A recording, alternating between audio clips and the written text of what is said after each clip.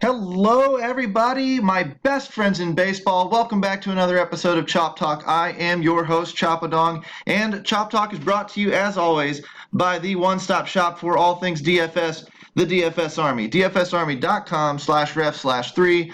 The link is in the comment section of the video. Of course, your one-stop shop for all things DFS, from NFL to MMA, where everything is covered by 20 coaches, over 20 contributors, 1,500 plus members, non-stop talking DFS in our private Slack channels, looking to help you become a better DFS player. With all of that, the optimizer, the tools, everything we're going to walk through today, there is no better place to get better at your DFS game than dfsarmy.com/ref/3 down in the comment section of the video. Let's dive in because we got a lot to talk about today. I want to take you through a little bit of the old way and then a little bit of the new way, because I think that we're getting some VIPs that are following these videos. I know some of you guys that are not VIPs yet are following these videos. I kind of want to cater to everybody and at least give somebody something that they haven't seen before or that they don't know about. The first thing to do, obviously, is go to DFS Army and go to the MLB page, where you're going to find all of the articles. You can find my chin music up there today. It's a quick read. We'll click on that here in a minute and walk down it, but we won't talk about it that much.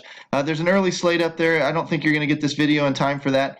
Donuts is an MLB coach. He's got his main slate article up. The Dong Detector, as always, is up and running today. So we've got a ton of stuff to look at. When we look at chin music, what we're going to do is we're going to talk. There's a guided tour in there about the research station. Now, I tell people all the time, don't make changes fast in baseball. Baseball is a game of patience. Don't switch to this and then tomorrow, well, that didn't work, and then switch tomorrow to, I'll try this, and that didn't work. And I'll switch. Now, you're going to end up chasing your tail, and all you're going to end up doing is throwing money out down the drain. Baseball is a game of streaks, hot streaks and cold streaks. And just like the hitters, do they change their approach? The minute a guy goes 0 for 4, does he go back to the dugout and go, oh, crap, I need to, close my stance a little bit? Or no, they wait for some sort of sample size to accrue, and you need to do the exact same thing. Otherwise, you'll never get anywhere.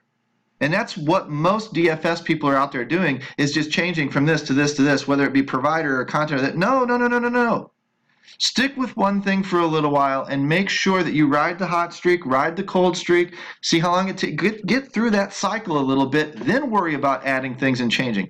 But what I'm going to show you today is I tell people at least a week. I would prefer 2 weeks or a month, but at least a week. And so we're going to go through things a little bit differently today when we go through the research station.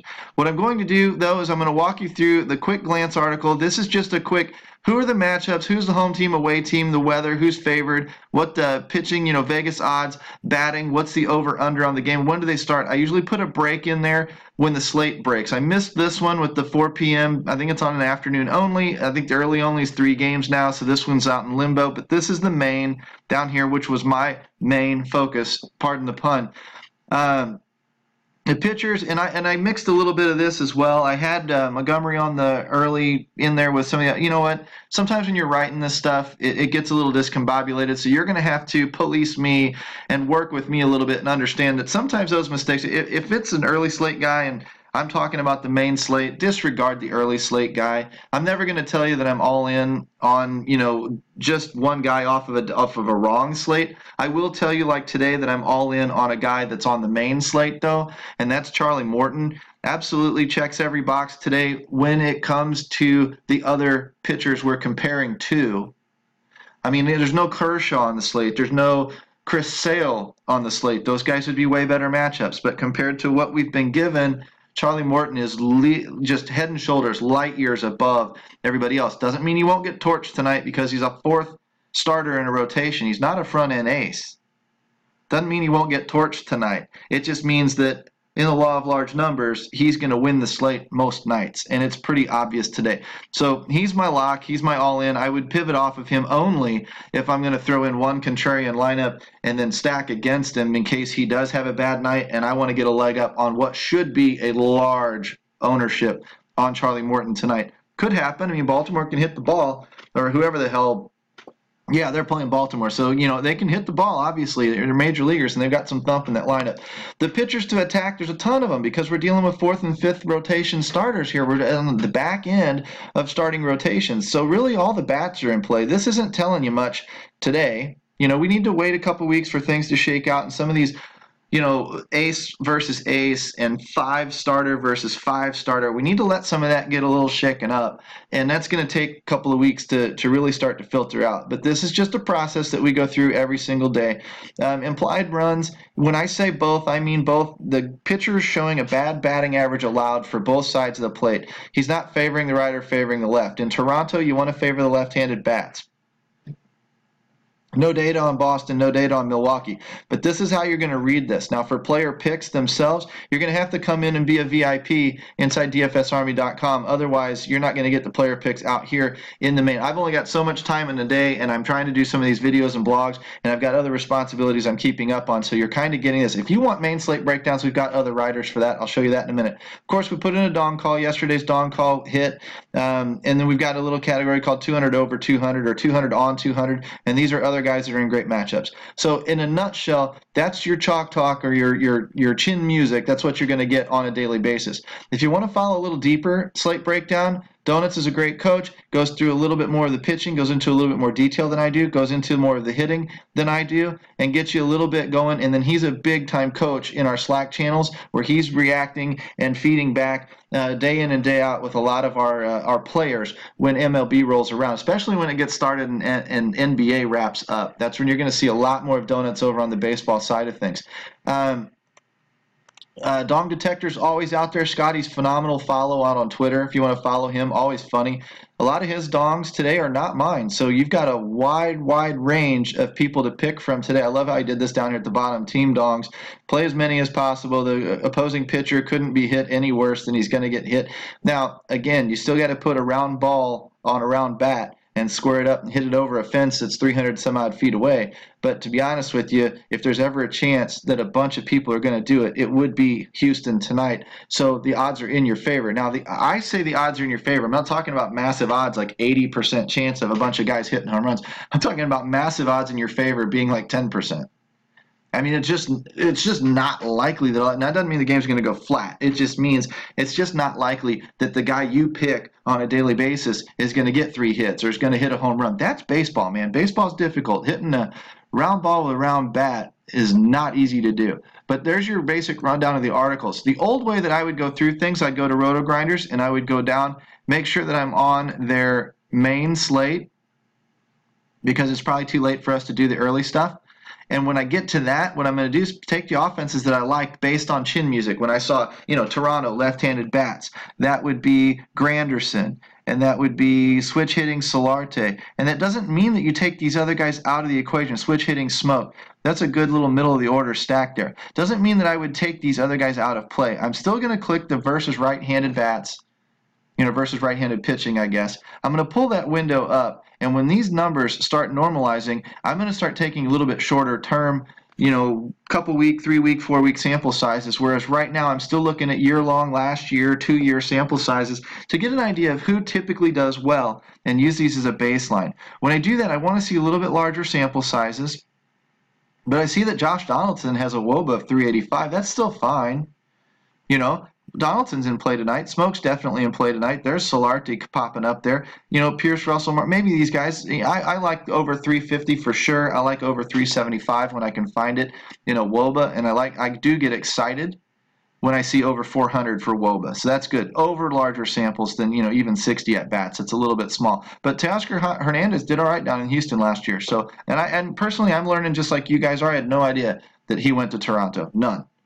I just found that out right now on this video live right in front of your faces. Check the BVP. When you load up the BVP, you're just making sure that we already have some names in mind, like Donaldson and Smoke and Granderson and whatever. And now I see Granderson's got 2 at-bats and a dong against him. So now that's a very, very small sample size. Doesn't tell me squat. But being that Granderson's already in a good spot, it does make me like him a little bit more because he's got good numbers against the splits. He's got, and he's in a good spot today based on the pitcher he's facing, and he's seen this pitcher before and had some success. That tells me that's how I will use BVP, is to kind of push me even a little further one direction or the other. The other thing we can do if we want to look at Orioles, you might check BVP since you know that Morton is in the chalk spot today and everybody's going to be on him. You might look up BVP and see if there isn't any massive history in there. Colby Rasmus, 1 dong, 14 at-bats, 540. Colby obviously hits him well, and this sample size is starting to get up there where we can start maybe paying attention to it a little bit and saying if I was going to stack against Morton in those lineups, I need to find a pitcher amongst the crap that's out there today, but I'm going to be using Colby Rasmus. I don't know, who else I'm going to use in this lineup. I may just look for the splits at this point since the sample size is really, really small. And when that loads up, I'm going to immediately click onto the WOBA stuff. And now I'm going to see where okay, so Mancini hits the handedness fairly well. Rasmus, Jones, whatever. Okay, there's my 3-man stack, and boom, I'm out of that game. It doesn't need to be any more difficult than that. I may run them over to our optimizer at dfsarmy.com, and then, of course, from there, I'm going to plug in those 3 guys, lock those 3 guys, lock my other pitcher, spin up another 4 lineups around him, and go enter those in tournaments and hope the chalk implodes. That's all it takes to be competitive in this world. Now, if you're going to play cash games, you're going to play a little bit more on the reliability side of things, then you're going to be looking at other offenses, Toronto, Houston, whatever, that are in great spots. Morton's probably your pitcher. You would click the versus right. You don't even need to really check the BVP stuff necessarily. You can if you've got time, but you're more going to be looking at inside this, who has the power, who has the WOBA, who's really getting after it. And that's how I'm going to do it the old way. And I'm going to write these things down, and I'm going to try and focus on some of these offenses. Boston might be my focus tonight. Don't know that I would focus on the Marlins, other than the fact that we got 2 pitchers with no track record going against each other, and that could be fireworks. That's a little bit of a GPP narrative in that, okay, you're getting into a little bit more of the deeper theory. You're going a little bit more by gut and by feel. That's a little bit more of a GPP thing. You want to go by hard numbers as much as you can in cash, understanding this is still a volatile sport, and really and truly, it means about squat, so I'm just talking out my butt. If we move on, Mets, Phillies, nothing much to see there. Washington Nationals and the Braves, a little bit maybe out of them. I will tell you this, look into the numbers on the Braves against Tanner Roark. You might be pleasantly surprised. Again, look at the numbers against Ryu. He gives up some decent numbers against. I don't know if this game is showing on paper as a great one, but I'll probably have pieces of it tonight. Probably have pieces of the Athletics tonight. Bartolo Colon is about 85 years old. They're going to have to put him out there on a wheelchair. And, he's going to look worse than George Bush Sr. throwing the first pitch out to the mound tonight.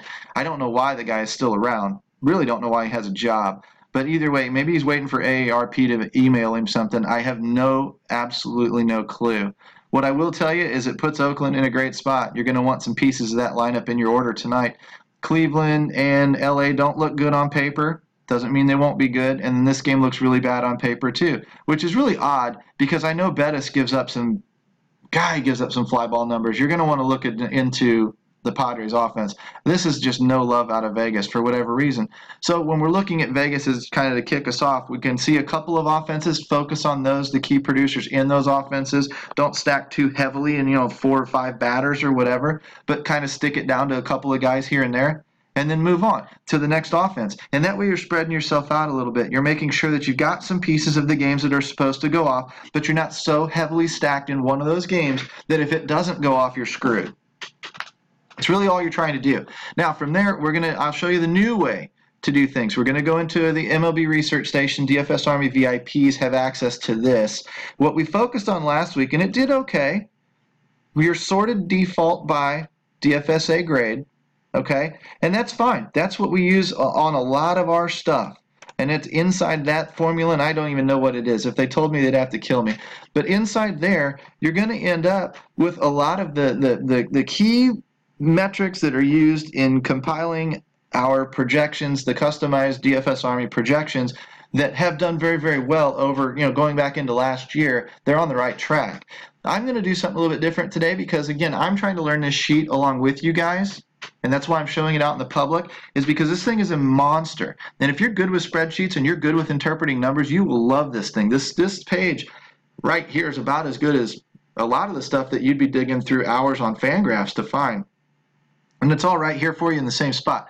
The first thing I'm going to do is cut out that afternoon slate or the day slate, go straight to the main. And the way I do that is I click that first number there, and when things kind of reset and reload a little bit, maybe I got to click it again. Now what I'm going to do is hold down the control key, and I'm going to click off all of those other times and turn them blue. And if I wanted to turn them off, I'd just, hold the control key and go back through them.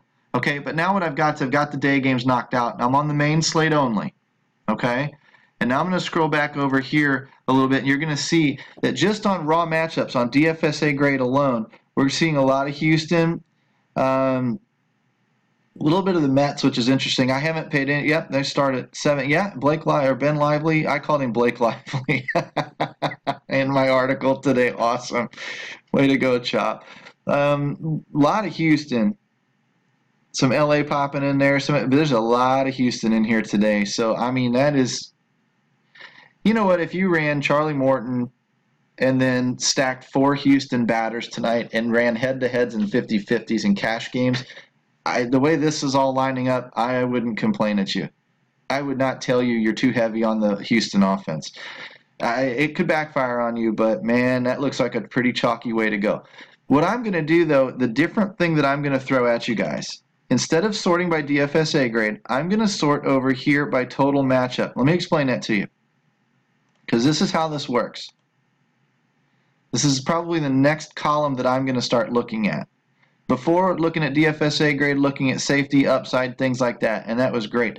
But when I'm looking at the total matchup, I'm taking all of these 2-year numbers into combination with themselves, if I'm reading this correctly. And I haven't talked to Ben or CG about it. Maybe those guys will get back to me. But I'm looking at, plate appearances for handedness, 2-year WOBA, 2-year pitcher WOBA against, and then the matchup WOBA. And it's going to tell me, what's up there, how good that matchup is between the WOBA the pitcher allows and the WOBA the hitter gives. How strong is that matchup? Now, I'm going to look over here at the hitter ISO, that's the power number, and the starting pitcher ISO against. Okay, I want to see over a 200 ISO for my player, if possible, and I want to see over 200 allowed for my pitcher, if possible. That's outstanding. If I get something like that, then I'm really green lighting it. And then I'm going to get a total matchup. That's what the MU is, matchup, on the ISO. And that's going to give me a matchup rating for the ISO here. So these are going to be your good matchup ISOs. These are going to be your good WOBA ISOs, or your WOBA matchups. And then I'm going to get a total, which is obviously going to combine these 2 totals for an overall total. So it stands to reason that just like safety, upside, batters, all this in the DFSA grade takes a bunch of metrics into place, boom, spits out a weighted number that evaluates that for you. This total matchup is going to do the same thing. It's going to take all these categories and it's going to put a little bit of weight on them and boom, give you a total matchup rating. So now it's going to be a little bit harder because it's pulling some small sample size guys to the top now, but it's going to allow me to start going through this number, and that's what I'll probably do this week, is I'll key on this number and see how it worked. The DFSA grade worked pretty well. I want to see if the matchup rating doesn't seem to give me a little bit easier access to the good matchups. Maybe it's better than DFSA grade. Maybe it's not. I don't know. In a week or so, I'll have a little better feel for it. But notice I'm not changing every single day. Oh, it didn't work today, so I'm off on this one. And it didn't work yesterday. I'm going to go see who hits curveballs better. Oh, it didn't work today. I'm going to see who ties their left shoe first. I mean, none of that crap matters. What matters is taking a look at some of these larger metrics and starting to get a feel for them. And the only way you can get a feel for them in baseball is to run it out over a couple of sample size, a couple of games, couple of weeks, whatever, and let that sample size pour in. Let those numbers stabilize a little. Do you remember the graphic that I showed you in the previous videos of flipping the coin, how in the beginning it was very, very rocky, very, very up and down, and it took 20,000, 40,000, 60,000 coin flips to really start to steady out and level out? Well, this is the same way. So don't panic in that first week. Oh my God, I lost my ass and I had to No. That doesn't mean you're a losing player overall. Remember, I told you we can go all season long, and we don't even know. You're probably, if you played $5 every day, all day, every slate, you're probably not going to get absolutely annihilated if you're a member of the Army, because we're going to teach you the fundamentals to get you building competitive lineups. You're probably not going to get killed one way or the other. You're probably not going to have, as a beginning player, a massive edge either, but you're going to get there. And that's what we're going to do. We're going to get you there. That's what I'm doing, showing you some of these numbers to key in on. And I'm noticing that some of the Houston has gone away and some of these other numbers have gone up. So our DFSA grade loves Houston. I'm going to imagine that when I run the domination station later today, it's going to spit out a lot of Astros. which is fine. But I'm also going to imagine that when I go picking through here for some one-offs and some value plays, these are also what I'm going to see inside the domination station when I start playing with that later today. But I'm looking down here for some of these guys. Am I seeing a pitcher that I'm wanting to target? You know, am I seeing a team that's really running in there? This is what I'm trying to find. Where's my value in my salaries? Are there some of these guys on the top? I mean, I don't know if Cisco's going to start. I do like Matt Olson automatically. That's a great spot for him, and I already saw him earlier today. Jay Bruce was another one that I saw. Rice Hoskins has been pretty good lately, and he's fairly inexpensive for the way he's been playing. He's getting up there, but he's fairly inexpensive. Bellinger I noticed earlier today. Goldschmidt I noticed earlier today. So the names are starting to pop up there. And these are some of the guys that I'm going to want to key in on, and they've apparently got great matchups. So I can use one number or the other. I can also do our top 10 page and really go crazy with looking at who's got. I noticed Correa earlier today. These guys are all going to be in there. So far, what I'm seeing on paper when I'm going through chin music and writing that first glance out to you guys is I'm starting to see it become validated as I dig a little bit deeper into the numbers and look at some of the other tools that we have to offer our VIPs from DFSArmy.com. I'm starting to notice that these things are starting to give me more confidence that I'm on the right track. Hopefully that's your process too. That's what we want to do when we follow along inside DFS Army is we want to teach you a process, we want to get you into a rhythm, and then have you start building confidence in your process as you go. You're going to have to be patient with us, brand new season. You're going to have to, we've got these new sheets that are open to us because we brought the, DRS guys over. And we're learning these too, and we're all kind of doing this together. But that's the beauty of having a community. That's the beauty of having these Slack channels where we can all talk all day long about, who's the better play and why, who's, maybe in a good spot that we're not thinking about, what's maybe a little of the game theory that might get us off of Houston today, and in case they do fall flat, where can we get an edge on the field? All those things get talked about in a more or less group think. Now, we don't put out the same lineups or even give lineups to people because that's going to lead to a bunch of people tied at the top of the leaderboard. And if you notice us, you don't see that a ton. You'll see a lot of us up there, but you won't see us tied, and certainly not very much in baseball because we're all putting in our individual thoughts into a general game plan of attack. And I'll never share that game plan of attack with you. That's VIP only. So if that's something that you're interested in, that's something you want to become a part of, then you've seen our success on the leaderboards and you've seen our success in the articles and the Twitter, tweets and things that we've put out there, then you need to come in and you need to check us out. You need to go to dfsarmy.com/ref/3. You need to put the coupon code CHOP, CHOP, at the bottom of that, wherever it says to sign up, trigger that 10% discount and get your butt in here. We've got the tools, we've got the coaches, we've got the community. It's all built up to help you become a better player. dfsarmy.com/ref/3. I will see you guys, tomorrow or the next day. Peace out.